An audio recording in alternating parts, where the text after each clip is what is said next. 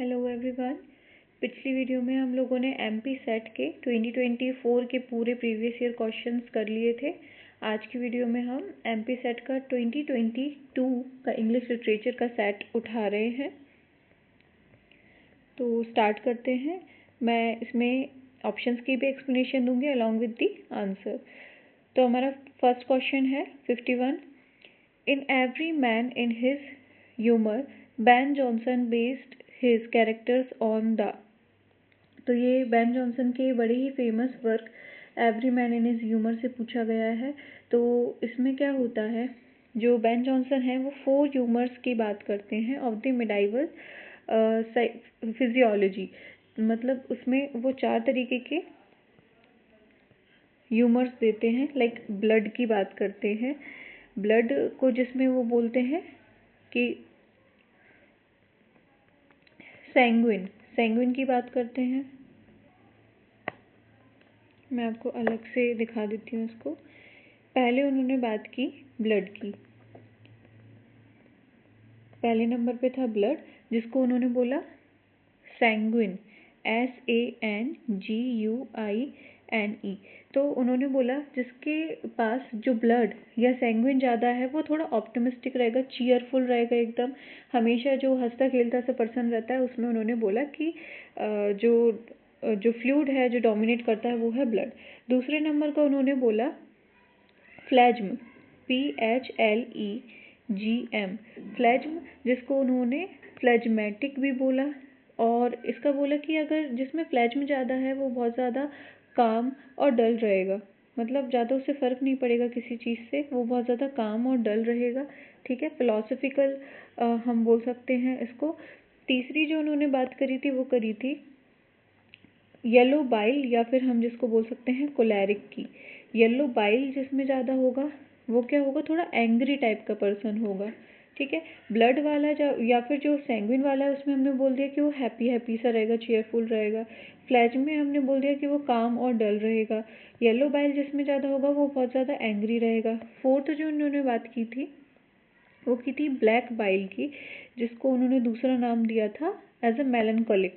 आपने मेलनकोलिक सुना होगा, जो बहुत ज़्यादा ऐसे सैड से डिप्रेस्ड से लोग रहते हैं, तो उनमें ब्लैक जो है फ्लूइड वो ज़्यादा रहेगा। तो इस तरीके से उन्होंने 4 फ्लूइड की बात की थी। ब्लड जो है ये एयर को रिप्रेजेंट कर रहा है, फ्लैज्म जो है ये वाटर को रिप्रेजेंट कर रहा है, येलो बाइल जो है ये फायर, येलो जो फायर होती है उससे आप याद कर सकते हो, और जो ब्लैक बाइल है वो अर्थ को बता रही है। ठीक है, तो इस तरीके से भी क्वेश्चन आ सकते हैं। तो यहाँ पे हमने देखा कि इन्होंने 4 ह्यूमर्स की बात की थी, ब्लड, फ्लैज्म, येलो बाइल और ब्लैक बाइल। तो आई होप आपको ये पूरा क्लियर हो गया होगा।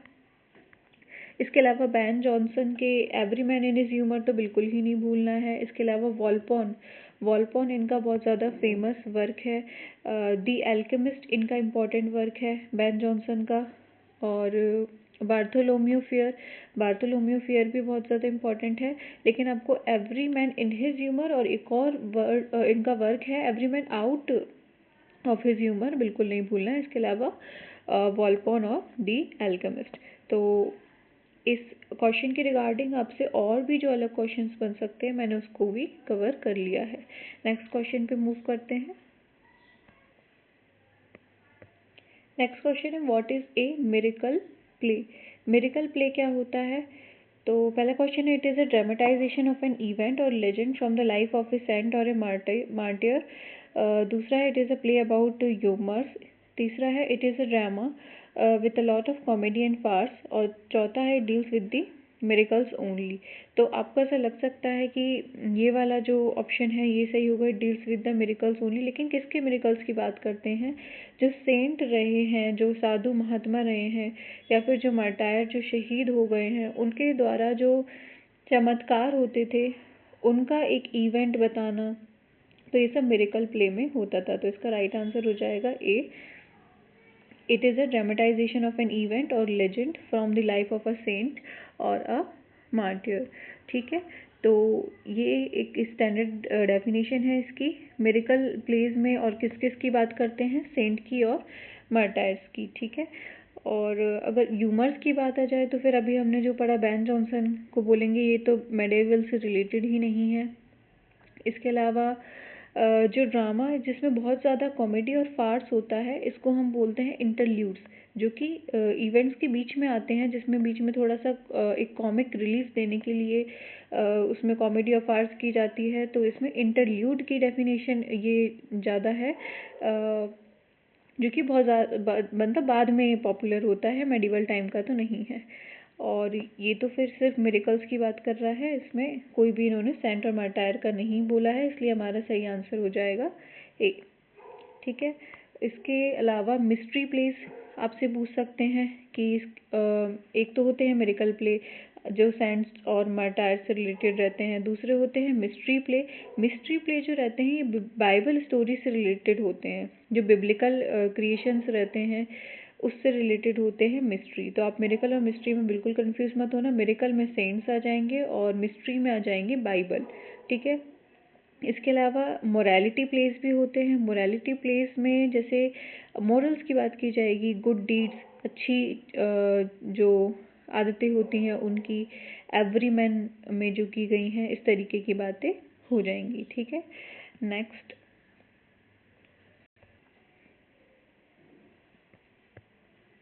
अगला क्वेश्चन है, identify the play from which the following lines are taken.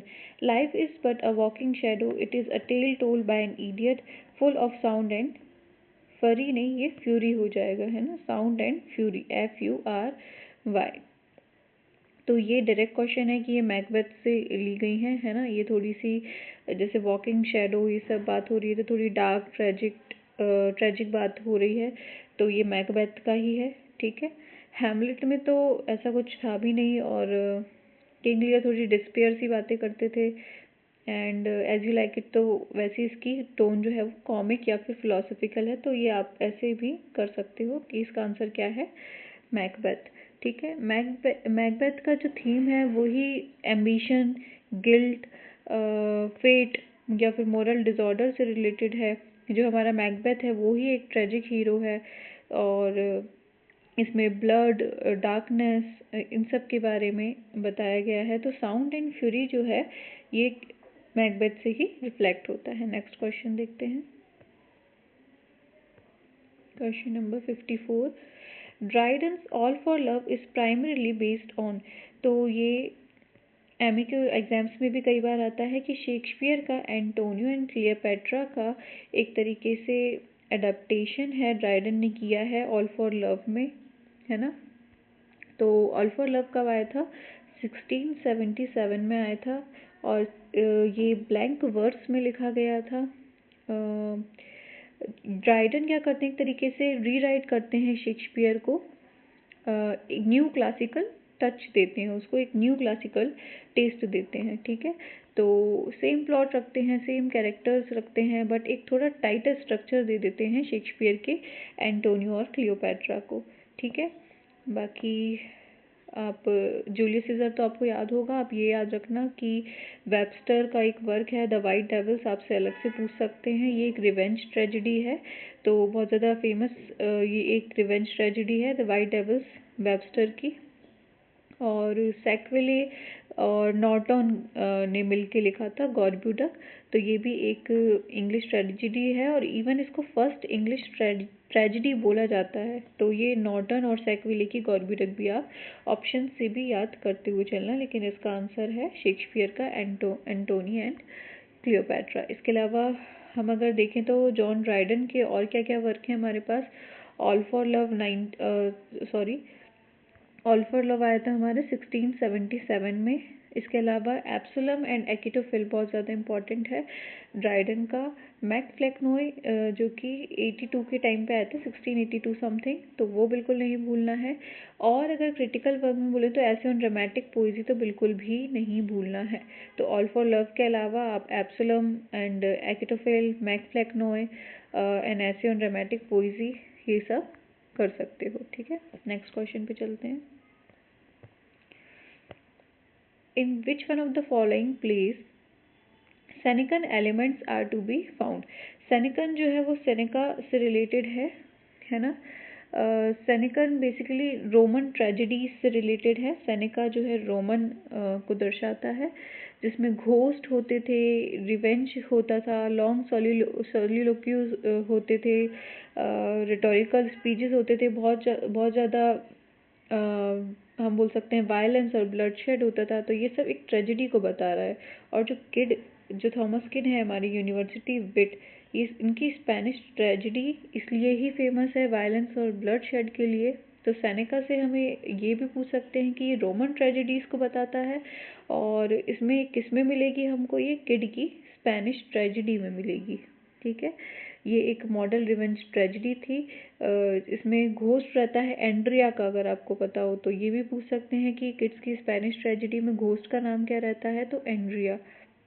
और इसमें blood, madness, delay, revenge, long soliloquy, ये सब बताया गया है। ठीक है, अब बाकी ऑप्शंस अगर हम देखें तो much ado about nothing Shakespeare का, ये तो सेनेकन ट्रेट्स तो इसमें है ही नहीं, ये तो कॉमेडी से रिलेटेड है। मार्लोव का डॉक्टर फॉस्टस ट्रेजेडी से रिलेटेड तो है, लेकिन ये कोई सेनेकन रिवेंज नहीं है। और ली का सोफोनिस्बा, तो ये तो क्लासिकल ट्रेजेडी है, बट एक स्टैंडर्ड सेनेकन मॉडल ये भी नहीं है। तो आप बस ये याद कर सकते हो कि ली का एक वर्क है जिसका नाम क्या है, सोफोनिस्बा। इसका आंसर हो जाएगा किड्स का स्पेनिश ट्रेजेडी। तो सेनेका की बात आए और इंग्लिश ड्रामा की बात आए तो किड ही आंसर हो जाएगा। नेक्स्ट क्वेश्चन है, choose the correct answer to fill in the blank. Wycherley Congreve Farquhar were playwrights राइट्स इन द। अब ये इजी सा क्वेश्चन है कि डायरेक्ट हमसे एज या फिर एरा पूछ लिया है कि ये जो राइटर्स है पर्टिकुलर राइटर्स, तो आपको एज के साथ राइटर्स अगर याद हैं तो आप इससे डील कर सकते हो। हमें पता है कि जो वाइशरली और कॉनग्रीव हैं ये रिस्टोरेशन के टाइम पे आए थे, और रिस्टोरेशन पीरियड 1660 के टाइम पे स्टार्ट हुआ था। विक्टोरियन तो 19th सेंचुरी का है, जो कि मॉरल सीरियसनेस से रिलेटेड है। एंड रिस्टोरेशन के टाइम पे बहुत ज़्यादा कॉमेडी ऑफ मैनर्स जो है फ्लरिश हुआ था, जिसमें वाइशरली, कॉनग्रीव और फर्कुहर आए थे। और रोमांटिक में पोइट्री ने डोमिनेंस किया था। बाकी एलिजाबेथन का तो सबको पता है, शेक्सपियर और मार्लोव का एरा था। तो अगर हम इनके एक एक वर्क की बात कर ले तो विलियम वाइशरली का एक इम्पॉर्टेंट वर्क है जो अक्सर पूछा जाता है, द कंट्री वाइफ। तो आपसे डायरेक्ट पूछ सकते हैं कि कंट्री वाइफ किसका प्ले है, तो वाइशरली का। कॉनग्रीव का, विलियम कॉनग्रीव का बिल्कुल भी नहीं भूलना है। The way of the world तो बहुत ज़्यादा इंपॉर्टेंट है। The way of the world किसका है, विलियम कॉनग्रीव का है। इसके अलावा जॉर्ज फर्कुहर का एक इम्पॉर्टेंट वर्क है, the recruiting officer. Recruiting officer आपसे पूछ सकते हैं। तो रिस्टोरेशन रिलेटेड ये सारे ऑदर्स हैं हमारे। नेक्स्ट क्वेश्चन पे चलते हैं।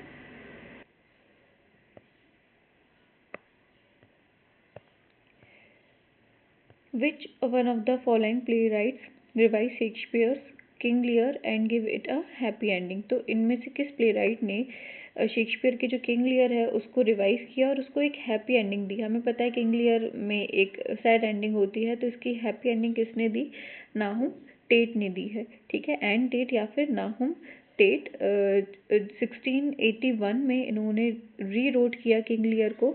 ठीक है, जैसे कि हमें पता है कि किंग लियर में जो कॉर्डेलिया रहती है वो मर जाती है, कॉर्डेलिया मर जाती है। तो नाहुम टेट ने क्या किया है, कॉर्डेलिया उसमें नहीं मरती है और लियर भी जो है वो सरवाइव कर जाता है। कॉर्डेलिया जो है वो एडगर से इसकी शादी हो जाती है, एडगर से इसकी शादी हो जाती है। तो इसलिए इन्होंने एक हैप्पी एंडिंग देने के लिए शेक्सपियर की जो ओरिजिनल किंग लियर है उसको अडॉप्ट किया। ठीक है, तो ये अडेप्ट जो शेक्सपियर के इन्होंने रिस्टोरेशन टेस्ट को अडॉप्ट किया है, तो इसलिए ही फेमस है। इन्होंने थोड़ा सा पोइटिक जस्टिस, मोरल क्लैरिटी दे दी उसको। इसके अलावा एलन टेट की बात करें तो ये 20th सेंचुरी के अमेरिकन क्रिटिक हैं, है ना, जिनका फेमस कॉन्सेप्ट है टेंशन का। टेंशन का कॉन्सेप्ट किसने दिया है, टेट ने दिया है। सैमुअल जॉनसन की बात करें तो ये भी एक फेमस क्रिटिक और लेक्सिकोग्राफर हैं, और इन्होंने ये चीज़ भी कही थी कि ही डिसलाइक्ड द लियर्स ट्रेजिक एंडिंग। तो इस तरीके से भी क्वेश्चन पूछ सकते हैं। और ओलिवर गोल्डस्मिथ की बात करें तो ये तो एक कॉमेडी प्ले राइट है, ठीक है। और नाहुम टेट एक पोइट लोरियट भी रहे हैं, अगर आपको याद रखना हो तो। और रिस्टोरेशन टेंडेंसी को बस बनाने के लिए उन्होंने हैप्पी एंडिंग उसको दे दी, ताकि रिस्टोरेशन का एक डेकोरम मेंटेन रहे। Next question, choose a correct option to fill in the blanks. Mephistopheles is a character. Mephistopheles बहुत ज़्यादा फेमस कैरेक्टर है मार्लोवे के प्ले डॉक्टर फॉस्टर्स का, ये तो सबको पता है, ठीक है। जी ऑफ माल्टा का जो अगर हम सेंट्रल कैरेक्टर बोले तो इसमें बाराबस रहता है ना। जी ऑफ माल्टा में बाराबस कैरेक्टर रहता है। टम्बरलिन में जो हीरोइक कॉन्करर रहता है। एडवर्ड सेकंड तो हिस्टोरिकल ट्रेजिडी है ही, लेकिन डॉक्टर फॉस्टर्स जो है इसमें ही मीफिस्टोफिलिस का कैरेक्टर है। इसके अलावा हमें मार्लोवो के वर्क इसमें दिख ही रहे हैं। टम्बरलिन द ग्रेट है, जी ऑफ माल्टा है, एडवर्ड सेकंड है, और डॉक्टर फॉस्टर्स तो बिल्कुल भी नहीं भूलना है। नेक्स्ट क्वेश्चन पे चलते हैं। Which one of the following plays belongs to the kitchen sink drama. Kitchen sink drama से अगर कोई भी क्वेश्चन आए तो ये हमें पता है किस चीज़ पे इनका फोकस रहता है, लोअर मिडिल क्लास पे, वर्किंग क्लास पे फोकस रहता है। ये 1950s के टाइम पे ब्रिटिश में जो है पॉपुलर हुआ था किचन सिंक ड्रामा। थोड़ा सा इसमें डोमेस्टिक रियलिज्म को दिखाया जाता है, जो एंग्री और डिसइल्यूजन यूथ है उसको दिखाया जाता है। तो ये सब कैरेक्टर्स ऑसबॉर्न के लुक बैक इन एंगर में हमको दिखते हैं। ये एक प्रोटोटाइप है किचन सिंक ड्रामा का, जिसमें जो जिमी पॉटर रहता है वो एंग्री यंग मैन को रिप्रेजेंट कर रहा है। तो ऑसबॉर्न का लुक बैक इन एंगर बहुत अच्छा एग्जाम्पल है किचन सिंक ड्रामा का, तो इसका आंसर हो जाएगा सी। इसके अलावा जीबी शॉ के कैंडिडा की बात करें तो ये एक प्रॉब्लम प्ले है, इंटेलेक्चुअल कॉमेडी है, ठीक है। तो जीबी शॉ का ये भी याद रखना कि कैंडिडा किसका वर्क है, जीबी शॉ का वर्क है, और ये एक प्रॉब्लम प्ले है। गोल्डस्मिथ का ओलिवर गोल्डस्मिथ का शी स्टूप्स टू कॉन्कर तो बिल्कुल नहीं भूलना है। ये कॉमेडी ऑफ मैनर्स का बहुत अच्छा एग्जाम्पल है। कॉमेडी ऑफ मैनर्स का पूछेंगे तो आप बिल्कुल ये टिक लगा सकते हैं, शी स्टूप्स टू कॉन्कर। इसके अलावा आर्थर मिलर का जो डेथ ऑफ अ सेल्समैन है, ये थोड़ा सा सोशल रियलिज्म दिखाता है। तो आप वर्क याद रख सकते हो कि आर्थर मिलर का कौन सा वर्क है, डेथ ऑफ अ सेल्समैन। ये Candida, she stoops to conquer, इसमें सब इम्पॉर्टेंट है, लेकिन इसका आंसर है सी। इसके अलावा किचन सिंक ड्रामा से रिलेटेड जॉन ऑसबॉर्न के अलावा हमारे पास हैं अर्नोल्ड वेस्कर हैं, जॉन एडन हैं, शैली डिलानी है, Shelagh Delaney, John Arden, Arnold Wesker, John Osborne, ये सब फेमस किचन सिंक ड्रामा से रिलेटेड कुछ राइटर्स हैं। नेक्स्ट क्वेश्चन पे चलते हैं। Samuel Beckett's Waiting for Godot. अब ये जो वर्क है ये ही बहुत इंपॉर्टेंट है, कभी कभी डायरेक्ट ही पूछ लेते हैं कि वेटिंग फॉर गोडोट किसका वर्क है, तो सैमुअल बेकेट का वर्क है। और जहाँ भी वेटिंग फॉर गोडोट आ जाता है हमें एक चीज़ याद आ जाती है, दैट इज एब्सर्ड, है ना, theatre of absurd.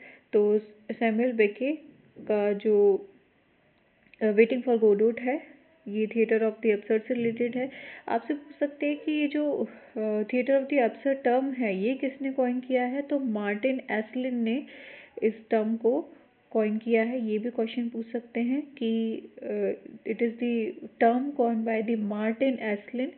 And basically absurd से क्या मतलब है कि आपको लाइफ में एकदम मीनिंगलेसनेस दिखेगी, है ना, ब्रेक डाउन हम बोल सकते हैं, साइलेंस होगा, बहुत ज़्यादा रिपीटेशन होगा। तो बेकेट की सेंट्रल थीम ही वही है ना। और इसके अलावा कॉमेडी ऑफ मीनेस से रिलेटेड अगर हम बात करें तो हैरोल्ड पिंटर का नाम आ जाता है। कॉमेडी ऑफ मीनेस का जहाँ भी आए तो आप हैरोल्ड पिंटर लगा के आ सकते हैं।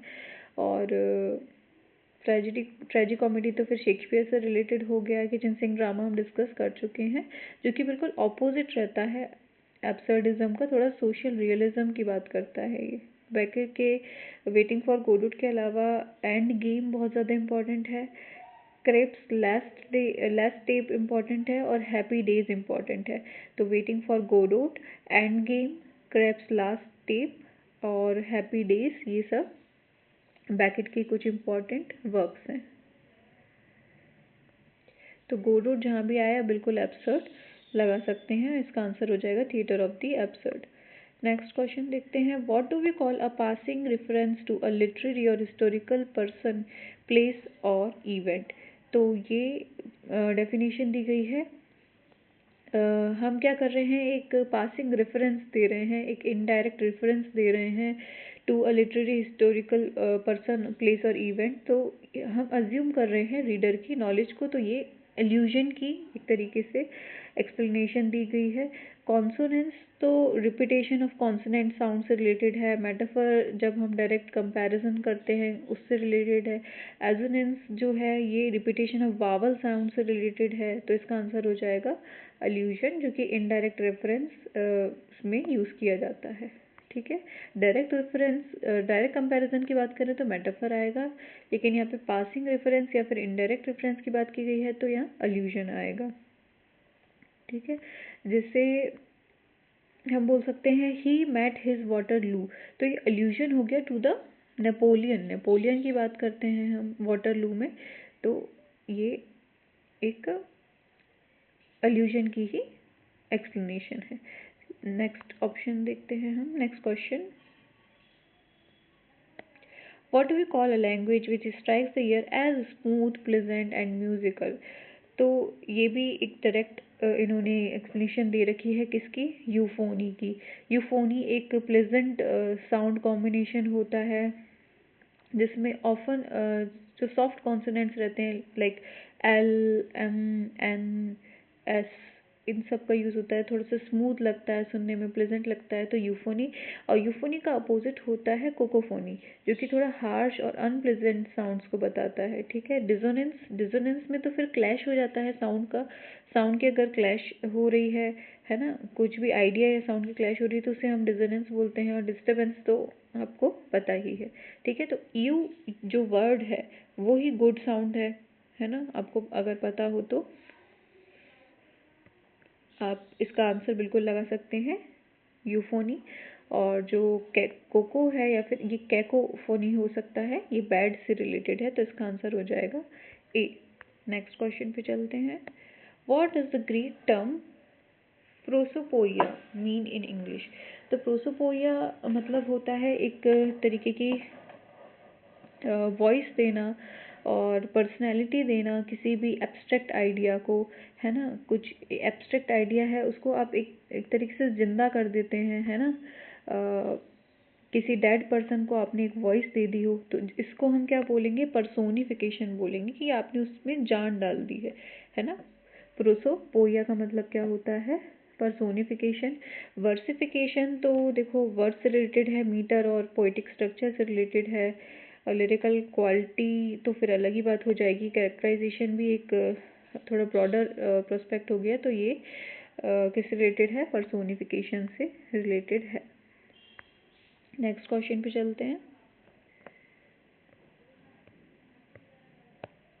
Question number 64, in the love song of J Alfred Prufrock, जो कि एक फेमस वर्क है टी एस एलियट का, तो उसमें what do women come and go talking about. तो एक विमेन आती जाती किसके बारे में बात करती है in the love song of J Alfred Prufrock.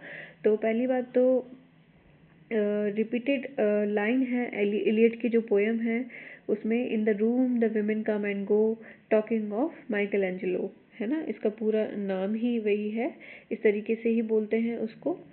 तो इसका आंसर हो जाएगा, वो किसकी बात करती है, जो फेमस पेंटर और स्कल्प्टर है माइकल एंजेलो, उसकी बात करती है।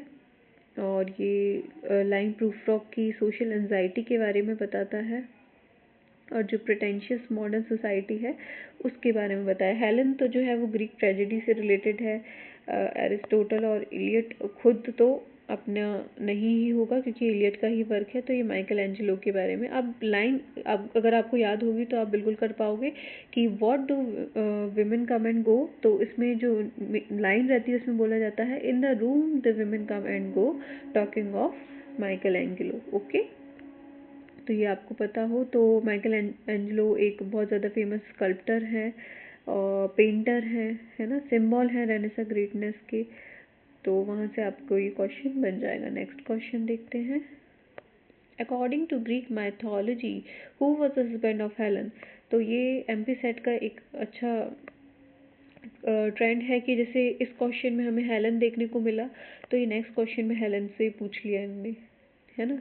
तो ग्रीक माइथोलॉजी से रिलेटेड है हेलन। अगर आप चाहें तो नेक्स्ट क्वेश्चन देख के भी उसको एलिमिनेट कर सकते थे, है ना। तो हेलन, हेलन ऑफ ट्रॉय, है ना, जो कि किसकी वाइफ रहती है, मेनेलॉस की रहती है वाइफ। और मेनेलॉस कौन रहता है, किंग ऑफ स्पार्टा रहता है, अगर आपको पता हो तो जो her abduction by the Paris leads to the Trojan War. तो ये ट्रोजन वॉर से रिलेटेड है हेलन और मेनेलॉस, ठीक है। ओडेसिस जो है ये तो अगर आपको याद हो, ये हस्बैंड ऑफ पेनेलोप, पेनेलोप के हस्बैंड रहते हैं, किंग ऑफ इथाका। तो ये भी पूछ सकते हैं कि पेनेलोप के हस्बैंड कौन, तो ओडिसिस, है ना। जैसे हेलन के हस्बैंड पूछ लिए मेनेलॉस। इसके अलावा फॉस्टस तो आप जानते हैं मार्लोक से रिलेटेड। और जो टेंडरस रहते हैं ये तो हेलन के फादर रहते हैं। तो जैसे हस्बैंड पूछ लिया आपसे, हेलन के फादर पूछ सकते हैं टेंडरस, है ना। नेक्स्ट क्वेश्चन देखते हैं। Who is the writer of the poem पर्दा। पर्दा एक कन्वेंशनल पोएम है जो कि एक्सप्लोर करती है फीमेल आइडेंटिटी को, पावर को, रिफ्रेशन को, और ये सब बातें होती हैं सिल्विया प्लाथ के द्वारा। ये कन्फेशनल पोएट है, तो आप वैसे कर सकते हो, है ना। टेनिसन विक्टोरियन पोएट हो जाते हैं हमारे, टी.एस. एलियट मॉडर्न पोएट हो जाते हैं, और टेड यूज तो फिर प्लाथ के हस्बैंड है ही, बट नॉट द अदर। तो बाकी सिल्विया प्लाथ की अगर हम और इम्पोर्टेंट वर्क की बात करें तो एरियल, एरियल इम्पोर्टेंट है, पर्दा तो इम्पोर्टेंट है ही। इसके अलावा डैडी, लेडी लजारस, तो ये सब बिल्कुल याद रखना आप, purdah, Ariel, daddy and Lady Lazarus, ठीक है। तो जहाँ भी कन्फेशनल और फीमेल वॉइस आ जाती है वहाँ पे प्लाथ का नाम तो आ ही जाएगा। इसके अलावा आप इम्तियाज़ धारकर से कंफ्यूज हो सकते हैं, लेकिन वो ऑप्शन में नहीं है, तो आपका आंसर हो जाएगा सिल्विया प्लाथ। नेक्स्ट क्वेश्चन देखते हैं। What is the name given to a composition consisting of lines of iambic pentameter which are unrhymed? तो ये तो बहुत ज़्यादा इजी क्वेश्चन हो गया कि unrhymed है और iambic pentameter है। तो किसकी बात कर रहे हैं, ब्लैंक वर्स की बात कर रहे हैं, जो कि शेक्सपियर, मिल्टन, वर्ड्सवर्थ ने यूज़ किया था। कपल तो क्योंकि राइम्ड पेयर ऑफ लाइन्स ही होता है। कपलेट जो है, ब्लैक एस्थेटिक तो मूवमेंट का नाम है, लिटरेरी कल्चरल मूवमेंट का नाम है, और ये लिरिकल पोएम का एक फॉर्म है, ओड, है ना, जिसके लिए कीट्स बहुत ज़्यादा फेमस थे। तो ये किसकी डेफिनेशन दे रखी है हमको, ब्लैंक वर्स की डेफिनेशन दे रखी है, जो कि शेक्सपियर ने कई प्लेज में यूज़ किया, मिल्टन ने पैराडाइज लॉस्ट में यूज़ किया, वर्ड्सवर्थ ने द प्रिल्यूड में यूज़ किया इसको, है ना। तो आप कीवर्ड बिल्कुल याद रख लो कि जहाँ भी आयम्बिक पेंटामीटर और अनराइम्ड की बात आएगी वहाँ पे क्या आएगा, ब्लैंक वर्स। नेक्स्ट क्वेश्चन पे मूव करते हैं।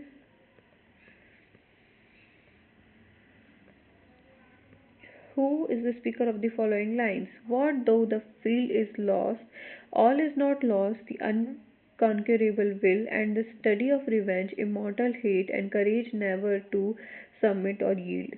तो ये अगर आपको पता हो तो ये थोड़ी सी सैटनिक वाइब्स दे रहा है, तो ये सैटन बोलता है ना। What though the field be lost and courage never to submit or yield. तो ये जॉन मिल्टन के ऑब्वियसली किससे लिया गया है, पैराडाइज लॉस्ट से, जो कि सैटर्न बोलता है जब वो हेवन से गिर जाता है, तो ये बोलता है कि हमारे पास करेज ज़रूर है कि हम कभी भी सबमिट नहीं करेंगे किसी के आगे, है ना। हमसे फील्ड लूज हो गई तो क्या हुआ, हमारे पास एक अनकंकरेबल विल है ना, और करेज है हमारे पास। तो ये इस तरीके की बात जो हीरोइक डिफाइंस है वो कौन देगा, सैटर्न ही करेगा, ठीक है। फॉस्टस इस तरीके की बात नहीं करता है, और किंग लियर तो बिल्कुल भी नहीं, ये तो शेक्सपियरियन ट्रेजेडी है। और प्रूफ रॉक हम पढ़ ही चुके हैं थोड़ा सा, ये तो मॉडर्निस्ट स्पीकर है, हेजिटेंट रहता है, थोड़ा सा वीक रहता है, तो इसका आंसर हो जाएगा सैटर्न, डी। तो सैटर्न जो है थोड़ा सा प्राउड, डेफिएंट और ट्रेजिक हीरो हम बोल सकते हैं, तो ये उसी के वर्ड्स हमको दिखाई देते हैं, ठीक है। और बोला भी था उसने कि better to reign in hell, कि वहाँ पे किसी के अंडर में रह के हम रहें, इससे अच्छा तो हम हेल में राज करें, वो इम्पोर्टेंट है, better to reign in hell, ठीक है। 69th क्वेश्चन देखते हैं, what is the pattern of a sonnet called with rhyme scheme हमको डायरेक्ट दे दी है, A B C C D and E E. तो आप ये डायरेक्ट याद ही कर लो कि जहाँ भी ई से एंडिंग होगी वहाँ पे क्या होगा, स्पेंसेरियन सोनेट हो जाएगा। शेक्सपियरियन सोनेट भी थोड़ा ऐसा ही रहता है, लेकिन उसमें जो है ये मर्ज नहीं होते हैं, उसमें होता है A B then C D E F. और जो शेक्सपियरियन सोनेट है वो हमेशा जी पे एंड होगा, जो स्पेंसेरियन सोनेट है वो ई पे एंड होगा, है ना।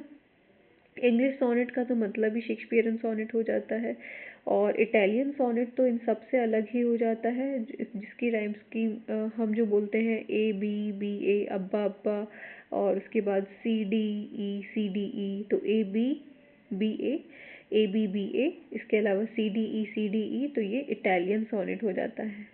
तो यहाँ जो दिया हुआ है वो कौन सा दिया हुआ है, स्पेंसेरियन दिया हुआ है। इसके अलावा इटालियन को पेट्रार्कन भी बोलते हैं, जिसमें हमें अब्बा अब्बा का साउंड यूज़ होता है, पेट्रार्कन भी बोलते हैं। शेक्सपियरन मैंने आपको बता ही दिया, जी से एंड होगा, और जो स्पेंसेरियन है वो ई से एंड होगा। तो ये सब थोड़े इंटरलिंक्ड ही है ना। नेक्स्ट क्वेश्चन देखते हैं, where do these lines occur? Do not all charms fly? At the mere touch of cold philosophy, there was an awful rainbow once in heaven. तो ये कीट्स की लामिया की लाइंस हैं, जिसमें क्या करते हैं, कीट क्रिटिसाइज करते हैं रैशनलिज्म को, जिसमें उन्होंने बोला कि जो कोल्ड साइंस है वो डिस्ट्रॉय कर रही है इमेजिनेशन को, जो साइंस है वो इमेजिनेशन को डिस्ट्रॉय कर रही है। तो उस तरीके से वो बोलते हैं कि do not all charms fly at the mayor touch of cold philosophy, है ना। और ये सब हम पहले ही देख चुके हैं, मिल्टन का पैराडाइज लॉस्ट, और ड्राइडन का मैक्फ्लेक्नो एक सटायरिकल वर्क है, और वर्ड्सवर्थ की जो प्रिल्यूड है ये ऑटोबायोग्राफिकल एक एपिक है उनकी। और इसके अलावा कीट्स के इम्पॉर्टेंट वर्क, इनके ओड्स बहुत ज़्यादा फेमस है, कीट्स के ओड टू नाइटिंगल और odd on a Grecian earn तो बिल्कुल भी नहीं भूलना है। तो एक तो कीट्स का Lamia, ode to a nightingale, ode on a Grecian urn, इसके अलावा हाइपरियन नाम से भी इनकी एक वर्क है, तो बिल्कुल नहीं भूलना है। तो कोल्ड फिलॉसफी से बेसिकली यहाँ पे कीट्स साइंस के अगेंस्ट जा रहे हैं, ठीक है। नेक्स्ट क्वेश्चन देखते हैं,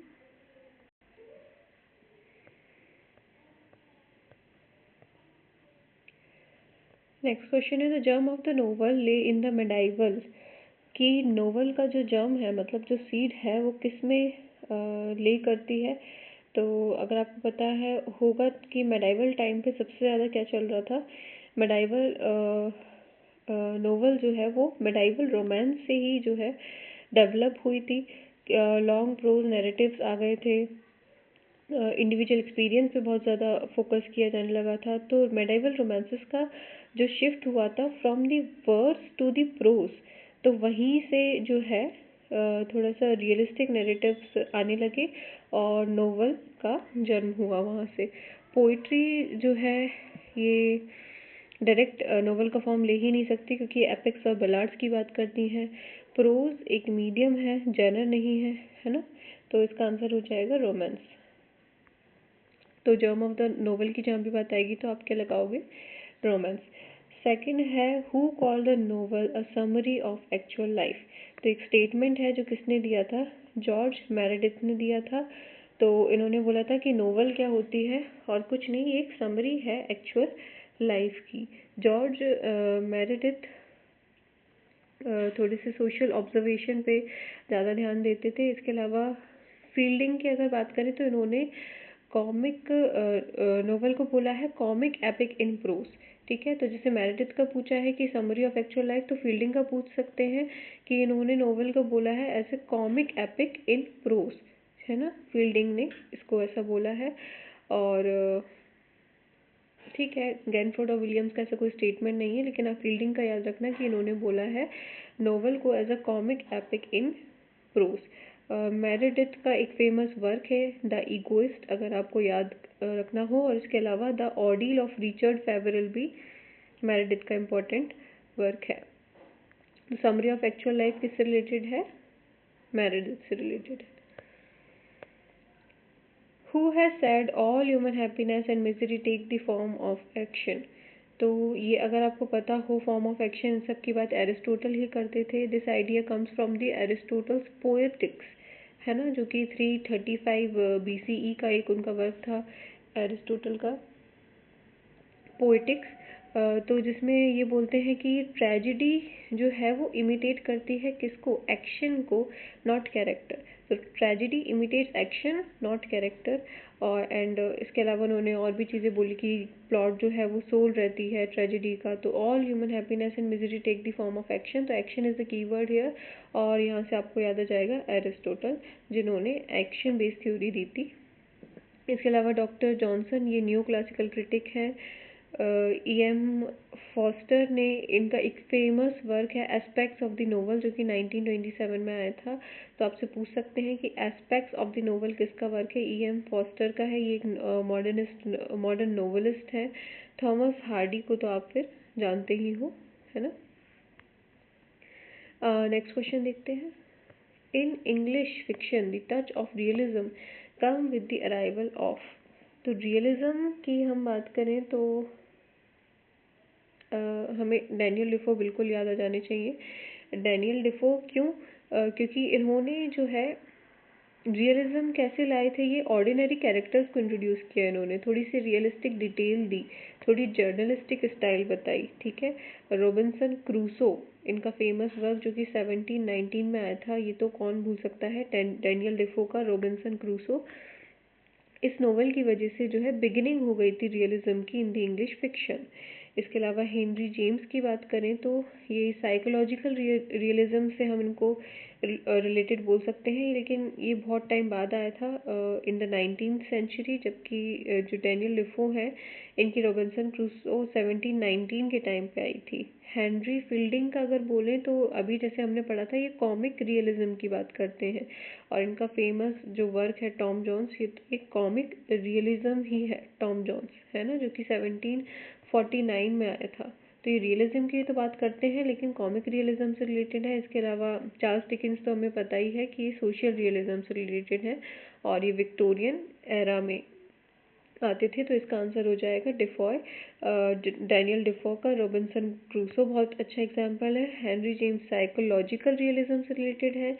हेनरी फील्डिंग कॉमिक रियलिज्म से रिलेटेड है, और जो चार्ल्स डिकेंस है हमारे, वो सोशल रियलिज्म से रिलेटेड है। लेकिन जो रियलिज्म फील्डिंग और डिकेंस से भी पहले का है वो है डैनियल डिफॉय का। नेक्स्ट क्वेश्चन देखते हैं। To which age did Charles Dickens belong to. तो ये डायरेक्ट वर्क है, बिल्कुल हमें पता है कि चार्ल्स डिकेंस किसके टाइम पे आए थे। जो हमारी विक्टोरियन एज है 37 में शुरू हो गई थी। डिकेंस जो है 1812 में आए थे, तो विक्टोरियन एज से बिलोंग करते हैं। और जो हमारी विक्टोरियन एज है ये 1901 तक चलती है, क्वीन विक्टोरिया के टाइम तक, है ना, 1837 से 1901 तक। और डिकेंस का जो टाइम है वो 1812 से आई थिंक 1870 तक है ना। तो ये विक्टोरियन एज में इन्होंने सोशल रियलिज्म से रिलेटेड वर्क लिखे थे। कि एलिजाबेथन में शेक्सपियर की जो एज है पोस्ट मॉडर्न 1914 के बाद वाली एज हो गई, और क्लासिकल एज तो हमें पता ही है ग्रीक रोमन वाली, है ना। और इसके अलावा हम डिकेन के कुछ फेमस वर्क की बात करें तो डेविड कोपरफील्ड की तो आपको बिल्कुल डेट भी याद होनी चाहिए, 1849 में या फिर 50 में बोल सकते हैं हम डेविड कोपरफील्ड। चार्ल्स डिकेंस की ओलिवर ट्विस्ट फेमस है, क्योंकि इनके अरेंज करने आ सकते हैं आपको। पहले ओलिवर ट्विस्ट 37 में आई, देन डेविड कोपरफील्ड जो है वो 49 में आई। इसके अलावा ग्रेट एक्सपेक्टेशंस 1861 की इनकी। और इसके अलावा हार्ड टाइम्स इम्पॉर्टेंट है, तो Oliver twist, David Copperfield, great expectations, hard times, ये सब बिल्कुल भी नहीं भूलना है। और ये विक्टोरियन एज से बिलोंग करते थे। सोशल रियलिज्म से रिलेटेड लिखते थे, ये भी याद रखना है। नेक्स्ट क्वेश्चन है the novel entitled the foreigner. तो द फॉरेनर किसकी है? अरुण जोशी की है। अरुण जोशी ने द फॉरेनर लिखा था 1968 में, और ये एक इंडियन इंग्लिश नोवेल थी जो कि एलियनेशन और एग्जिस्टेंशियल क्राइसिस की बात करती है। मुल्कराज आनंद की बात करें तो इनका फेमस वर्क है अनटचेबल, कूली, है ना। इन सब के आपको डेट भी याद होनी चाहिए। अनटचेबल जो है 1935 की है, क्योंकि डायरेक्ट साइट में पूछ ली जाती है। कूली जो है 1936 की है, और अनटचेबल एंड कूली किसके वर्क है? मुल्कराज आनंद के वर्क है। और रविन्द्रनाथ टैगोर आपको पता ही है, गीतांजलि ये ज़्यादातर बंगाली में ही लिखते थे। अनीता देसाई की फेमस क्राई द पीकॉक की डेट याद होनी चाहिए 1963, है ना। 1963 cry the peacock Anita Desai की, ये पूछ सकते हैं। अरुण जोशी का द फॉरेनर के अलावा स्ट्रेंज केस ऑफ बिली बिस्बास बहुत ज़्यादा फेमस है अरुण जोशी का। सो द फॉरेनर आया था 1968 में, और स्ट्रेंज केस ऑफ बिली बिस्बास आया था 1971 में। ठीक है, तो अगर इंडियन इंग्लिश की बात हो रही है और एग्जिस्टेंशियलिज्म की बात हो रही है तो आंसर क्या हो जाएगा? अरुण जोशी। नेक्स्ट क्वेश्चन है the Indian English novelist Mulk Raj Anand, जिनके अभी हमने दो वर्क पढ़े, कौन कौन से? Untouchable and Coolie, was highly influenced by the teachings of. तो हमें पता है कि इनके वर्क्स में, कई ज़्यादा वर्क्स में गांधीयन फिलॉसफी रिफ्लेक्ट होती है। तो जो मुल्कराज आनंद की फिक्शन है वो गांधीयन ह्यूमनिज्म को रिफ्लेक्ट करते हैं। और जो ऑपरिस्ट हैं उनके लिए कंसर्न दिखाते हैं, एंटी कास्ट आइडियोलॉजी पे काम करते हैं, है ना। राजा राम मोहन रॉय भी एक सोशल रिफॉर्मर थे, बट बहुत ज़्यादा पहले के टाइम के हैं। स्वामी विवेकानंद स्पिरिचुअल फिलोसफी से रिलेटेड हम बोल सकते हैं। रविन्द्रनाथ टैगोर तो फिर हमें पता ही है, थोड़ा लिटरेरी इन्फ्लुएंस था। लेकिन अगर हम बोलें हाईली इन्फ्लुएंस तो फिर M.K. गांधी। ठीक है, और नोवेल बिल्कुल भी नहीं भूलना है। Untouchable 1935, coolie 1936। इसके अलावा two leaves and a bird बहुत ज़्यादा फेमस है मुल्कराज आनंद की। तो तीन नोवेल कौन सी हो गई? Untouchable 1935, coolie 1936, and two leaves and a bird 1937। और ये गांधीयन से फिलोसफी से बहुत ज़्यादा इन्फ्लुएंस थे। Who is the author of the famous story the lady और द टाइगर? तो ये ज़्यादा लोगों को पता नहीं होगा। ये F.R. स्टॉकटन का एक वर्क है। ये अमेरिकन शॉर्ट स्टोरी राइटर है। तो इनका एक वर्क है द लेडी और द टाइगर। F.R. लुइस का फेमस क्रिटिकल ऐसे हम बोल सकते हैं द ग्रेट ट्रेडिशन, है ना। ये पूछ सकते हैं F.R. लुइस से कि द ग्रेट ट्रेडिशन जो कि 1948 में आया था, है ना। ग्राहम ग्रीन का अगर हम बोलें so the power and the glory important है। मार्क ट्वेन का हकलबरी फिन बहुत ज़्यादा इम्पॉर्टेंट है, ये मैंने कवर भी कर रखा है 1884 में जो आया था हकलबरी फिन। सटायरिकल वर्क है मार्क ट्वेन का, जो कि कब आया था? 1884 में। नेक्स्ट क्वेश्चन देखते हैं। Question 79, Fielding loosely characterise the novel as a comic epic in. तो ये तो मैंने आपको बता ही दिया था कि फील्डिंग जो है उन्होंने नोवेल को क्या बोला था? Comic epic. और ये मैंने आपको बता दिया था कि कॉमिक एपिक इन प्रोज की बात करते हैं, क्योंकि नोवेल की बात हो रही है तो ये प्रोज ही इसका डायरेक्ट आंसर हो जाएगा। उन्होंने कॉमिक प्रोज ही बोला था। नोवेल को उन्होंने क्या बोला था? Comic epic in pros. ठीक है, बिल्कुल याद रखना है। और ये किस वर्क में बोला था इन्होंने? Preface to Joseph Andrews. Joseph Andrews famous work है किसका? हेनरी फील्डिंग का। So the preface to Joseph Andrews जो कि 1742 में आया था हेनरी फील्डिंग का, उसमें उन्होंने बोला था कि नोवेल जो है कॉमिक एपिक है इन प्रोज। और अगर हम नोवेल की बात करें तो प्रोज स्टाइल में ही लिखी जाती है ना, नोवेल्स। और हेनरी फील्डिंग के और वर्क्स की बात करें तो जोसेफ एंड्रयूज़ हमने देखा कि ये आया था 1742 में, है ना। जोसेफ एंड्रयूज़ की बात करें तो 1742 में, जोनाथन वाइल्ड आया था 43 में, टॉम जोन्स का बिल्कुल नहीं भूलना है 1749 टॉम जोन्स। और इसके अलावा इनका वर्क है एमिलिया, है ना, एमिलिया इनका फेमस वर्क है। तो ये सब याद रखना, जोसेफ एंड्रयूज़ और जोनाथन वाइल्ड, टॉम जोन्स जो कि 1749 में आया, एमिलिया 1751 में। इसके अलावा the journey of a voyage to Lisbon भी फेमस है, जो कि पोस्ट्यूमसली आई थी। वर्ड्स तो आपको पता ही होगा, जैसे कि पैराडाइज लॉस्ट लिखी गई है, रोमांस जिसमें थोड़ा शिवलिक रील्स होती हैं, और ड्रामा जो है बेसिकली स्टेजेस के लिए लिखी जाती है, और नैरेटिव प्रोज में हमेशा नोवेल ही रहती है। नेक्स्ट क्वेश्चन देखते हैं। Hard Times is a novel penned by, तो ये मैं आपको बता ही चुकी हूँ। हार्ड टाइम्स किसकी है? चार्ल्स डिकेन की। शॉर्टेस्ट नोवेल बोली जाती है ये इनकी 10th नंबर की नोवेल थी, और शॉर्टेस्ट नोवेल कही जाती है किसकी?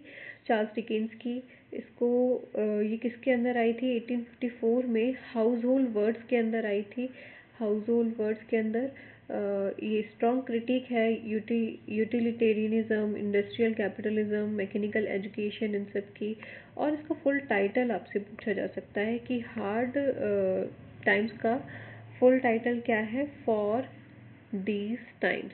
तो Hard Times for these times ये इसका फुल नेम है, तो आपसे पूछ सकते हैं, और ये 1854 में आई थी। ठीक है।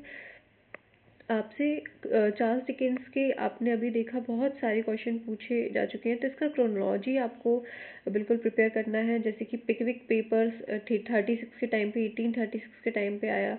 देन ओलिवर ट्विस्ट मैं आपको बता चुकी हूँ 1837। इसके अलावा निकलबी जो है 1838 में। फिर डेविड कॉपरफील्ड का आपको बिल्कुल नहीं भूलना है 1849। डेविड कॉपरफील्ड के अलावा ब्लीक हाउस इम्पॉर्टेंट है। हार्ड टाइम्स आपसे अभी पूछ लिया, हार्ड टाइम्स की जो डेट है वो क्या है? 1854। इसके अलावा ग्रेट एक्सपेक्टेशंस 1860 के टाइम पे आई। Great Expectations. A Tale of Two Cities important है चार्ल्स डिकेन्स की, है ना। टेल ऑफ टू सिटीज़ बहुत ज़्यादा इम्पॉर्टेंट है। इसके अलावा हार्डी आपको पता ही है, एक विक्टोरियन रियलिस्ट है, लेटर जनरेशन में आए थे थॉमस हार्डी। और टॉल्स्टॉय तो रशियन नोवेलिस्ट हो गए। फील्डिंग हमने पढ़ी ली 18th सेंचुरी के हमारे फेमस नोवेलिस्ट। इसका आंसर हो जाएगा चार्ल्स डिकेन्स। नेक्स्ट क्वेश्चन देखते हैं। Who has written the collection of essays a writer's nightmare? तो ये किसने लिखा है? ये आर के नारायण ने लिखा है। राइटर्स नाइटमेयर करके इनका एक कलेक्शन ऑफ एसेज था। ठीक है। आर के नारायण ने इसको पब्लिश किया था 1988 में। ओके। जो कि रिफ्लेक्ट करता है on the writing, imagination, irony on the writers life. तो राइटर के नाइटमेयर के बारे में बताते हैं, थोड़ा सा रिफ्लेक्टिव प्रोज है। आर के नारायण जो थे ये 1906 के टाइम पे आए। One of the big 3 of the Indian fiction हम बोल सकते हैं। राजा राव हैं फेमस, मुल्क राज आनंद हैं, आर के नारायण तो हो ही गए फिर, है ना। इसके अलावा आर के नारायण के हम कुछ वर्क्स की को देख लेते हैं। स्वामी एंड फ्रेंड्स इनका बहुत ज़्यादा फेमस वर्क है, जो कि 1935 में आया था आर के नारायण का। द बैचलर ऑफ आर्ट्स 1937 में आया था। द इंग्लिश टीचर बहुत ज़्यादा फेमस है, 1945 में आया था। इसके अलावा द गाइड इनका बहुत ज़्यादा फेमस वर्क है, जो कि 1958 में आया था। द गाइड किसका है? आर के नारायण का है। और the man eaters of Malgudi, तो मालगुडी नाम से तो आपको बिल्कुल आर के नारायण अब भूलोगे ही नहीं, ये 1961 में आई थी। और ऐसे कलेक्शंस राइटर्स नाइटमेयर के अलावा इनका एक और कलेक्शन है ऐसे का, रिलक्टेंट गुरु के नाम से। तो आर के नारायण के वर्क हम एक बार बोल देती हूँ मैं। Swami and friends, bachelor of arts, the English teacher, the guide, man eaters of Malgudi. इसके अलावा ऐसे कलेक्शंस में है राइटर्स नाइटमेयर और रिलक्टेंट गुरु। ठीक है। फिर ऑप्शंस अगर हम देखें तो ड्राइडन जो है ये रिस्टोरेशन क्रिटिक और पोएट है। एल्डस हक्सले जो है ये एसिस्ट हैं। एपीजे अब्दुल कलाम की फेमस बायोग्राफी आपको याद होनी चाहिए, wings of autobiography wings of fire. ठीक है, नेक्स्ट क्वेश्चन पे मूव करते हैं। Why does the dealer in the essay Third Thought sell the painting for 10 shillings only? तो इसका आंसर क्या हो जाएगा? सी।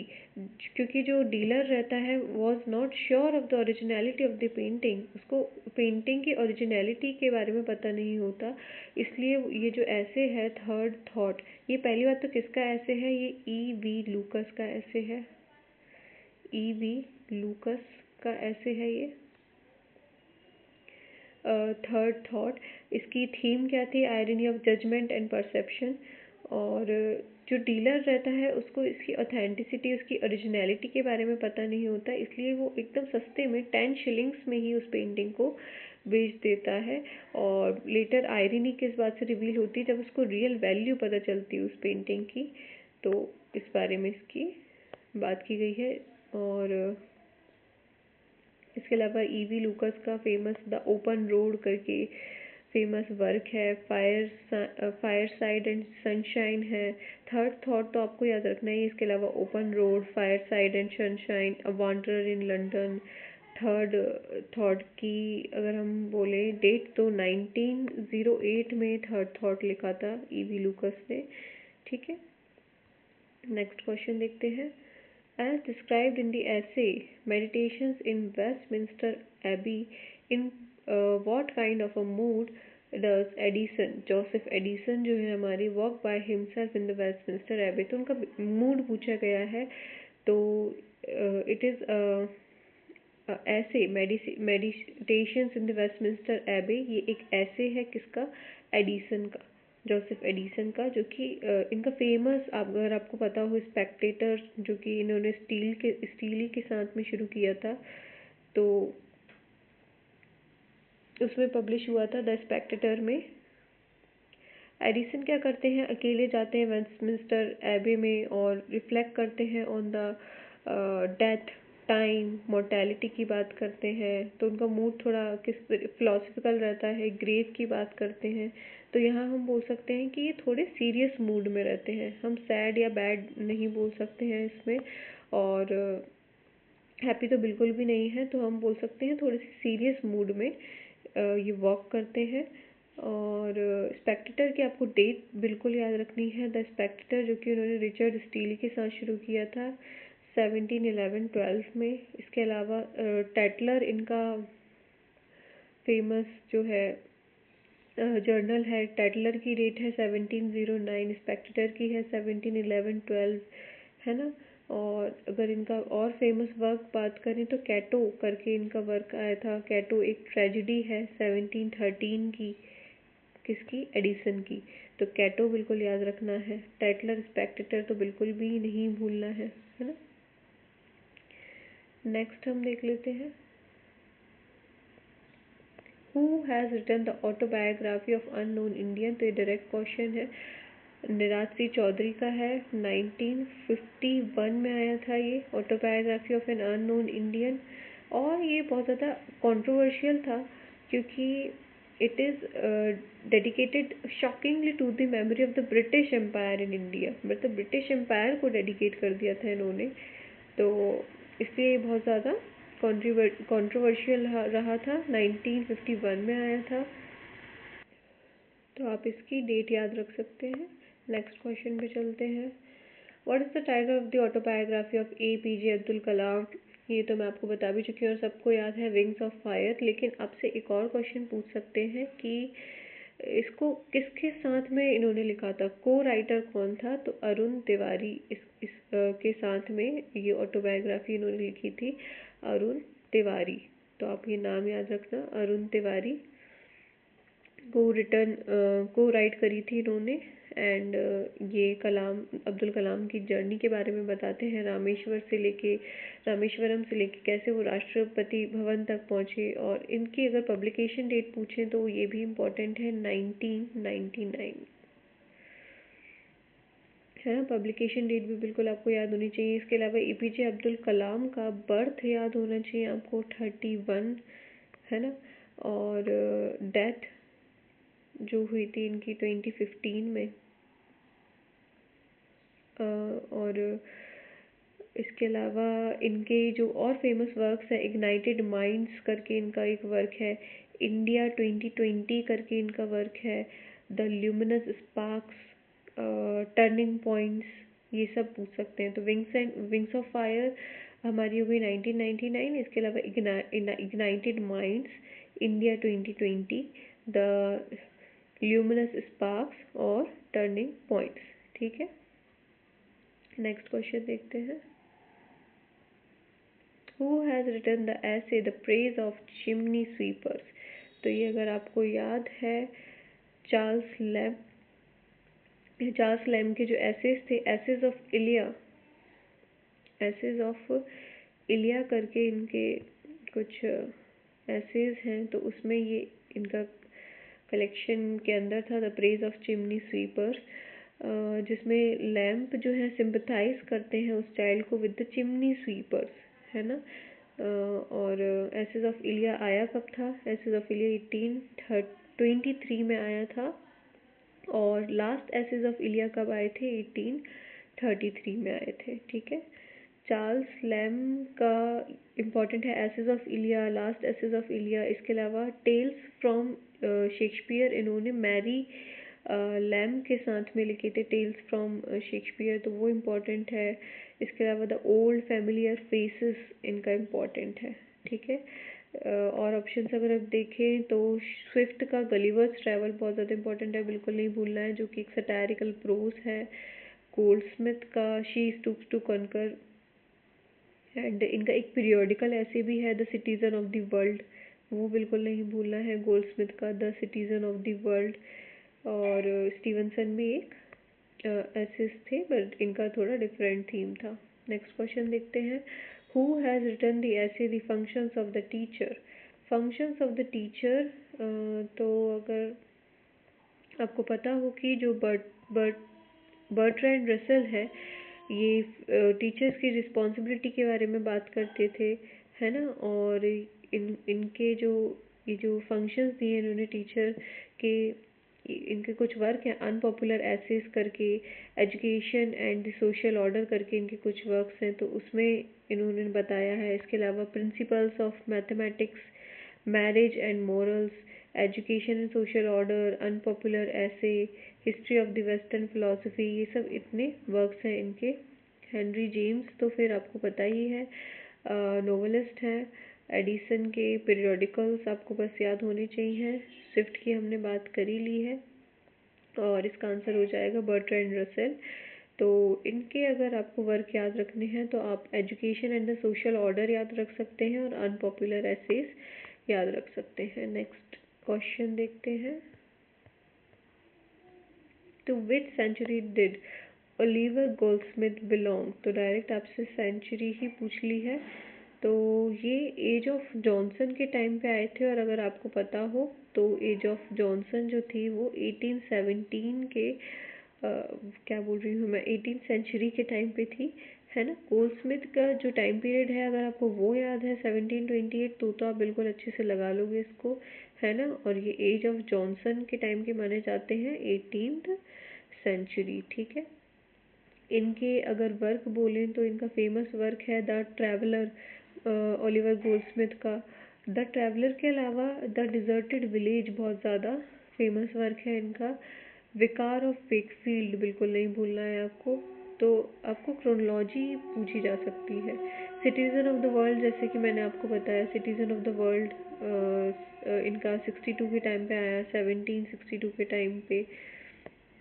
देन 64 के टाइम पे आया द ट्रैवलर, है ना, 64 के टाइम पे। डिजर्टेड विलेज जो है ये 70 के टाइम पे आया, 1770 के टाइम पे डिजर्टेड विलेज आया। विकार ऑफ वेकफील्ड 1766 के टाइम पे आया। ठीक है, विकार ऑफ वेकफील्ड हम बोल सकते हैं द ट्रैवलर के बाद आया विकार ऑफ वेकफील्ड, और विकार ऑफ वेकफील्ड के बाद में आया द डिजर्टेड विलेज, है ना। और सिटीज़न ऑफ द वर्ल्ड तो आपको बिल्कुल भूलना ही नहीं है, 1762। बाकी 17th सेंचुरी में हमारे ड्राइडन, मिल्टन वगैरह आ गए थे, और 19th सेंचुरी में रोमांटिक और विक्टोरियन राइटर्स आ गए थे, और 20th सेंचुरी में हमारे मॉडर्निस्ट आ गए थे। नेक्स्ट क्वेश्चन है, who is the writer of the biography of Samuel Johnson. तो ये एमए के कुछ सिलेबस में भी प्रिस्क्राइब किए गया है, जेम्स बॉसवेल का बायोग्राफी ऑफ सैमुअल जॉनसन, जिसका नाम क्या है, the life of Samuel Johnson. किस नाम से है ये, the life of Samuel Johnson. और इसको one of the greatest biography in English बोला जाता है, क्योंकि इन्होंने इसमें पर्सनल ऑब्जर्वेशन और कन्वर्सेशंस भी इंक्लूड किए हैं जेम्स बॉसवेल का। इसके अलावा journal of a tour to the Hebrides बहुत ज़्यादा इम्पोर्टेंट है ना। बाकी हम अगर बात करें इसका timing, the life of Samuel Johnson का टाइमिंग क्या है, 1791। तो आपको ये भी याद रखना है, और इसका आंसर है James Boswell. Next question, I promise him never to draw a faulty character which does not fit at least 1,000 people, or to publish a single paper that is not written in the spirit of benevolence and with a love to mankind। तो ये किसने बोला था, किसका statement है ये statement है Joseph Addison का। ठीक है, ये उनके एम को भी बताता है, जो कि उनके स्पेक्टेटर से आता है, कि मैं ऐसा कुछ भी नहीं लिखूंगा जो कि 1000 पीपल से रिलेट नहीं कर पा रहा है, या फिर उसमें बेनेवोलेंस और मैनकाइंड की बात नहीं हो रही है ना। स्पेक्टेटर की डेट याद रखना है, 17, 11, 12, है ना। और ये बहुत ज़्यादा ऐसे मोरल और मैनर्स की बात तो करते ही थे, है ना। और स्पेक्टेटर एडिसन के साथ में रिचर्ड स्टीडी भी इसके फाउंडर रहे हैं। इसके अलावा मैंने आपको द टेटलर बताया था 1709, स्पेक्टेटर बताया 1711, एडिसन का फेमस वर्क कैटो जो 1713 में आया था। और हम एक और पढ़ चुके हैं, आपको याद हो तो, the meditations in the Westminster Abbey, जो कि 1711 के टाइम पे ही आया था इनका। तो ये भी आपको याद रखना है। बाकी और ऑप्शंस अगर हम देखें तो आर के नारायण इंडियन नोवेलिस्ट हैं, चार्ल्स लेम थोड़े पर्सनल एसिस्ट हैं, बेकन का तो आपको पता ही है, बहुत ज़्यादा एफोरिस्टिक एसिस के लिए जाने जाते हैं। चार्ल्स लैम का आप एसिस ऑफ इलिया याद रखना, है ना। और बायोग्राफी ऑफ जॉनसन तो हमने कर ही ली है, ठीक है ना। बेकन के फिर ऑफ स्टडीज ये सब बहुत ज़्यादा फेमस है। नेक्स्ट क्वेश्चन देखते हैं, question number 91, what is syntax. तो सिंटेक्स रिलेटेड ही होता है सेंटेंस के स्ट्रक्चर से, तो ये डायरेक्ट क्वेश्चन है बिल्कुल, है ना।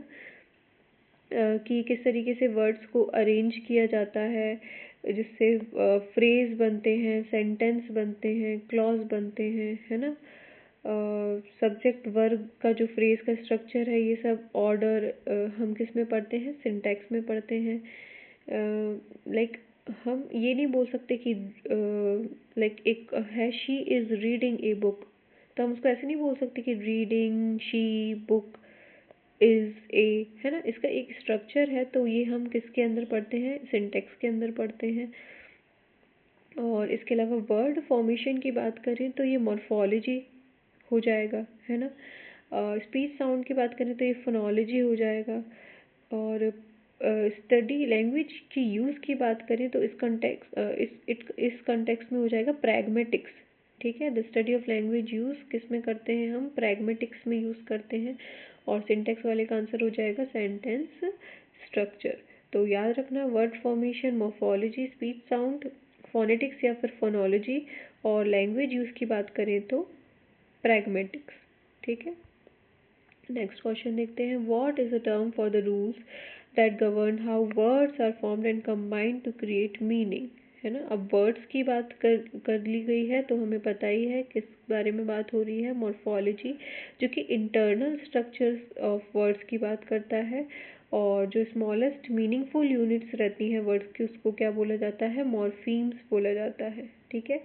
लाइक कोई वर्ड हो गया अन हैप्पीनेस, तो अन जो है ये प्रीफिक्स हो गया, हैप्पी जो है ये रूट हो गया, नेस जो है ये सफिक्स हो जाएगा।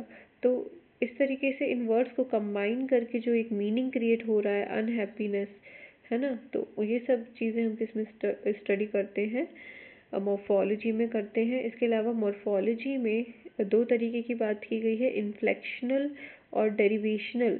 मतलब इन्फ्लेक्शनल तो हो जाएगा कि हम टेंस की बात करेंगे, है ना, और डेरिवेशनल की बात हो जाएगी कि हम न्यू वर्ड्स बनाएंगे। जैसे कि एक वर्ड है हैप्पी, ये तो इन्फ्लेक्शनल ही हो गया, है ना। और इससे हम एक और वर्ड क्या डिराइव कर रहे हैं, हमने इसके आगे अन लगा दिया या फिर इसके पीछे नेस लगा दिया, तो अनहैप्पी या फिर अनहैप्पीनेस हो जा रहा है, उससे डिराइव कुछ हो रहा है ना। तो इस तरीके से हो जाता है। सिंटैक्स हमने पढ़ लिया है, सेंटेंस स्ट्रक्चर की बात करता है। फोनोलॉजी साउंड सिस्टम की बात करता है। प्रैग्मेटिक्स इसके मीनिंग या फिर लैंग्वेज यूज़ की बात करता है। मीनिंग इन कॉन्टेक्स्ट, जो कॉन्टेक्स्ट का मीनिंग रहता है उसकी बात करता है। और इसका आंसर क्या हो जाएगा, मॉर्फोलॉजी। नेक्स्ट क्वेश्चन देखते हैं, what was grammar translation method originally called. Grammar translation method जो कि ओरिजिनली यूज़ हुआ था लैटिन और ग्रीक भाषा को पढ़ाने के लिए, जिसमें ग्रामर के रूल्स, ट्रांसलेशन, मेमोराइजेशन पे बहुत ज़्यादा फोकस किया गया था और कोई स्पीकिंग और लिसनिंग स्किल्स पे ध्यान नहीं दिया जाता था। और इसको अब जाके GTM या फिर ग्रामर ट्रांसलेशन मेथड बोलते हैं, जबकि ये पहले का है। तो हम क्लासिकल से अंदाज़ा लगा सकते हैं कि ये इसका दूसरा नाम क्या होगा, द क्लासिकल मेथड, है ना। ऑडियो लिंगुअल तो फिर थोड़ा बिहेवियरिस्ट हो जाएगा, 1940s 50s के टाइम पे आया है ये तो, है ना। और डायरेक्ट मेथड थोड़ा स्पीकिंग बेस्ड हो जाएगा। कम्युनिकेटिव मॉडर्न थोड़ा 1970s के टाइम का हम बोल सकते हैं। तो क्लासिकल है ये, क्योंकि इससे लैटिन और ग्रीक सिखाई जा रही थी। Now who coined the term communicative competence? देखो, अगर बात करते हैं लिंग्विस्टिक कॉम्पिटेंस की, तो हमारा आंसर हो जाएगा नॉम चॉम्स्की। आपको लगेगा कॉम्पिटेंस सुन के आप बिल्कुल चॉम्स्की लगा देंगे, लेकिन कम्युनिकेटिव कॉम्पिटेंस की बात करें तो इसका आंसर होगा डेलहाइम्स, क्योंकि कम्युनिकेटिव कॉम्पिटेंस को ही इंट्रोड्यूस ही डेलहाइम्स ने किया था, है ना। और जो नॉम चॉम्स्की थे, उन्होंने थोड़ा सा लिमिटेड व्यू दिया था। इसको थोड़ा सा अपोज करने के लिए उन्होंने 1972 में डेलहाइम्स कम्युनिकेटिव कॉम्पिटेंस लेके आए, जिसके अंदर उन्होंने ग्रामेटिकल कॉम्पिटेंस, सोशलिस्टिक कॉम्पिटेंस, इसके अलावा स्ट्रैटेजिक कॉम्पिटेंस, डिस्कोर्स कॉम्पिटेंस, इन सब की बात करी, है ना। तो इन्होंने थोड़ी अप्रोप्रिएटनेस दिखाई, मतलब उसमें ऐसा नहीं कि चॉम्स्की को उन्होंने करेक्ट किया, जबकि चॉम्स्की बात करते हैं लिंग्विस्टिक कॉम्पिटेंस की, है ना। और इसके अलावा स्टीवन पिंकर तो साइको लिंग्विस्टिक्स से रिलेटेड है। पिंकर जो है साइको लिंग्विस्टिक्स से रिलेटेड है। और माइकल हॉलीडे नहीं, ये हैलीडे है ना। माइकल हैलीडे जो है ये फंक्शनल लिंग्विस्टिक्स से रिलेटेड है, फंक्शनल लिंग्विस्टिक्स की बात करते हैं। इसका आंसर हो जाएगा Dell Hymes. Next question, who coined the term linguistic competence. अब देखो, आपसे पूछ ही लिया है कि लिंग्विस्टिक कॉम्पिटेंस, तो फिर आंसर क्या हो जाएगा, नॉम चॉम्स्की हो जाएगा। ये जो टर्म है इन्होंने इंट्रोड्यूस किया था in the aspects of the theory of syntax. तो नॉम चॉम्स्की का वर्क है aspects of the theory of syntax, जो कि 1965 में आया था। Aspects of the theory of syntax, जिसमें इन्होंने कॉम्पिटेंस के अलावा पैरोल की भी बात की हुई है।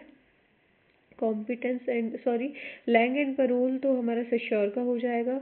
और कॉम्पिटेंस एंड परफॉर्मेंस जो है हमारा नॉम चॉम्स्की का हो जाएगा।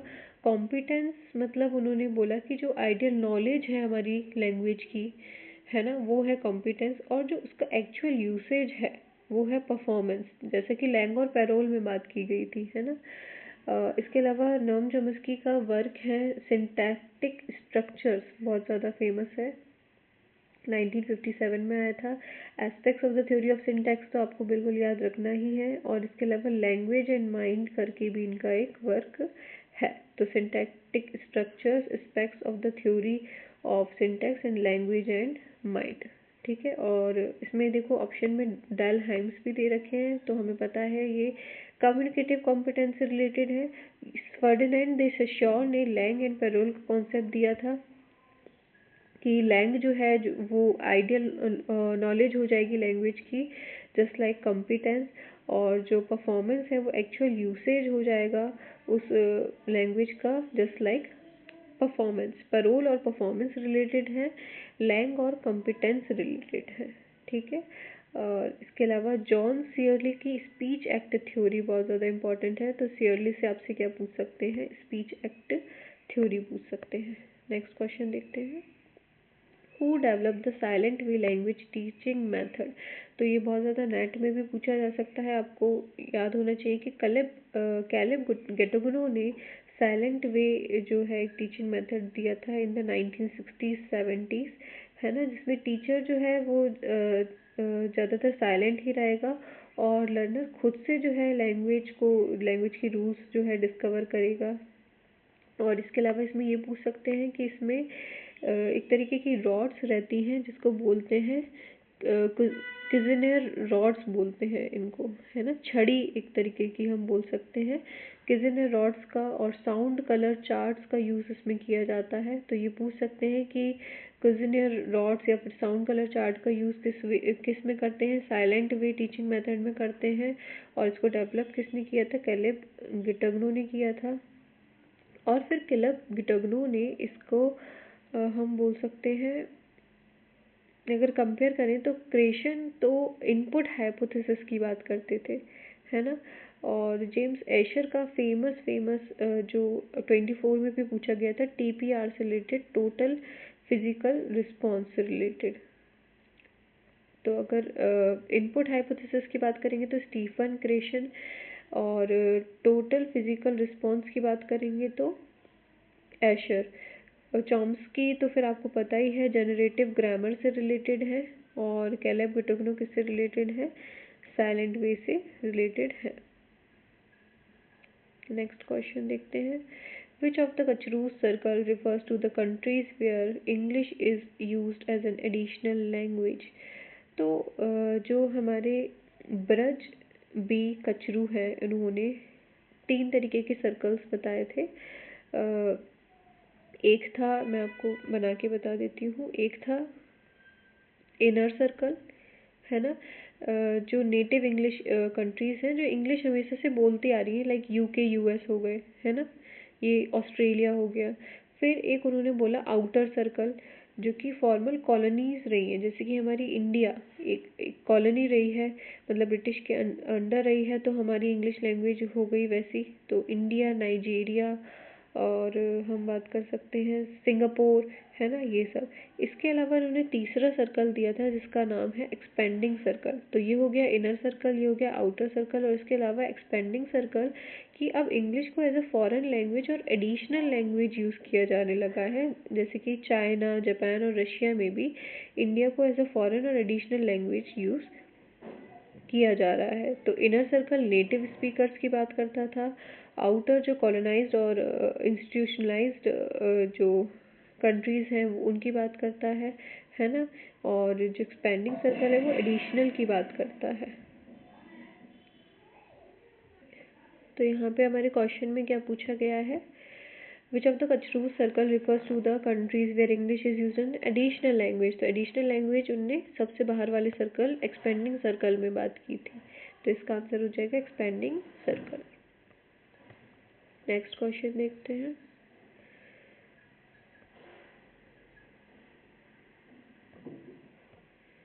Question number 98, which of the following tenses is used to describe a completed action that happens before a specific point in the past। तो इसमें एक कंप्लीटेड एक्शन की बात की गई है, तो हमें पता ही है ये पास्ट की बात कर रहे हैं, और स्पेसिफिक पॉइंट ऑफ टाइम पे वो हो चुका है, तो पास्ट परफेक्ट, ठीक है।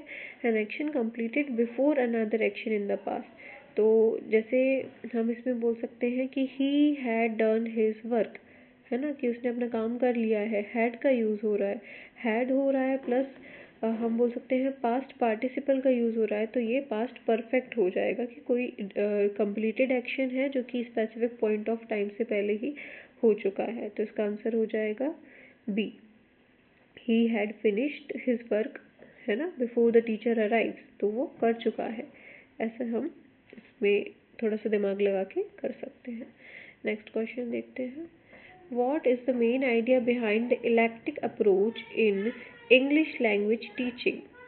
देखो, इलेक्टिक का मतलब ही होता है to combine various methods and approach, है ना, कि एक सिंगल मेथड हम यूज़ नहीं करेंगे, सिंगल रिजिड मेथड हम यूज़ नहीं करेंगे। हम ग्रामर ट्रांसलेशन का मेथड का यूज़ करेंगे, डायरेक्ट मेथड का भी यूज़ करेंगे, ऑडियो लिंगुअल का भी यूज़ करेंगे, कम्युनिकेटिव अप्रोच का भी यूज़ करेंगे, है ना। हम लर्नर की नीड के हिसाब से देखेंगे कि जो उसके लिए बेस्ट वर्क करेगा हम उसका यूज़ करेंगे। तो ये था एक्लेक्टिक अप्रोच, कि हम वेरियस मेथड्स और अप्रोचेस को कंबाइन करके फिर उसका यूज़ करेंगे। ठीक है,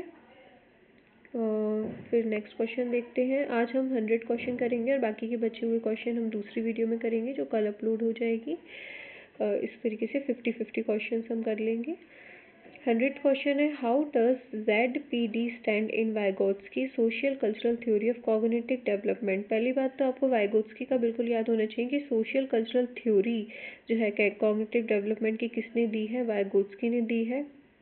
और ZPD का फुल फॉर्म क्या रहता है, जोन ऑफ प्रॉक्सिमल डेवलपमेंट। ले वाइगोत्स्की ने एक गैप बताया था बिटवीन अ लर्नर, जो वो खुद से अकेले एक लर्नर कर सकता है और किस में उसको गाइडेंस की ज़रूरत पड़ेगी। तो इस जो जोन को है उसको बोला था इन्होंने जोन ऑफ प्रॉक्सिमल डेवलपमेंट। इसके अलावा उन्होंने स्कैफोल्डिंग का भी कॉन्सेप्ट दिया था, सोशल इंटरेक्शन का की बात की थी, है ना। तो आपको याद रखना है zone of proximal development, ZPD का कॉन्सेप्ट किसने दिया था, वाइगोत्स्की ने दिया था। अब 101 से हम क्वेश्चन नेक्स्ट वीडियो में करेंगे। आई होप आपको ये हेल्पफुल रहा होगा सेशन, सो प्लीज़ लाइक करना, इसको शेयर करना। बाकी हम नेक्स्ट वीडियो में आगे के क्वेश्चन करते हैं। Thank you so much.